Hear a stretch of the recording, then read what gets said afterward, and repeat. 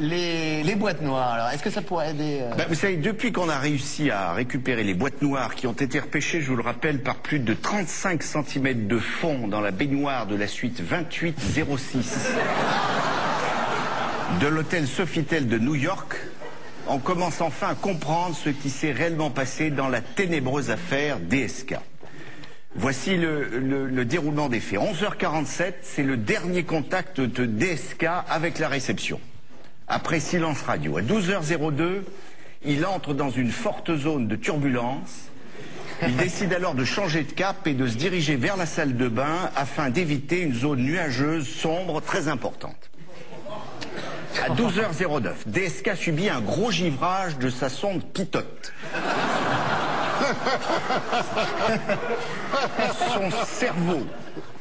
Son cerveau, un des plus sophistiqués de la planète, je vous le rappelle, commence à recevoir des informations erronées.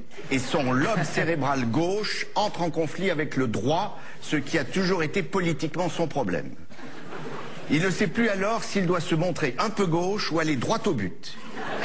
Il subit ce que l'on appelle le vertige des gratte-ciel ou l'ivresse des cimes au sommet de l'hôtel Sofitel. 12h14. DSK aperçoit dans sa chambre un énorme cumulonimbus noir pommelé en forme de plumeau. Oh non! C'est le fameux poteau noir redouté de tous les navigateurs chevronnés.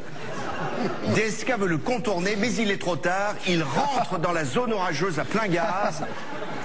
Et c'est le drame. Il part alors en vrille, il perd totalement le contrôle de son appareil.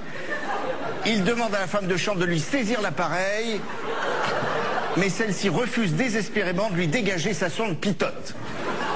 DSK est submergé par une énorme quantité d'informations contradictoires.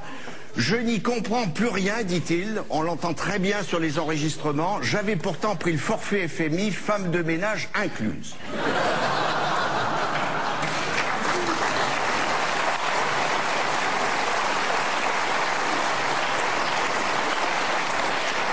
Rien n'y fait. Un énorme mouvement de panique s'empare de la femme de chambre dont on entend très distinctement la voix crier « Panique, panique, panique, panique ». Mais en vieux pilote expérimenté qu'il est, le patron du FMI reste obsédé par son trou d'air dont il connaît la redoutable capacité d'aspiration vers le bas. Il se rappelle alors Mermoz, Ningé Colli, Rocco Siffredi, enfin j'en passe, que des grands. Et pour tenter de sauver l'appareil, il maintient désespérément le manche en arrière. L'appareil se cabre, l'incidence sur la carrière de DSK devient trop importante, la portance devient insuffisante et l'appareil décroche. C'est le début du crash qui s'annonce. Pire encore, le méchant nuage s'enfuit dans le couloir. DSK est totalement dépité, il ne sait plus s'il doit renflouer la graisse ou rembourser la fesse, enfin, il ne sait plus. Sauver le Portugal ou culbuter l'Espagne, il est complètement paumé. Dans l'émotion, il en oublie même son téléphone. Un BlackBerry, c'était fatal.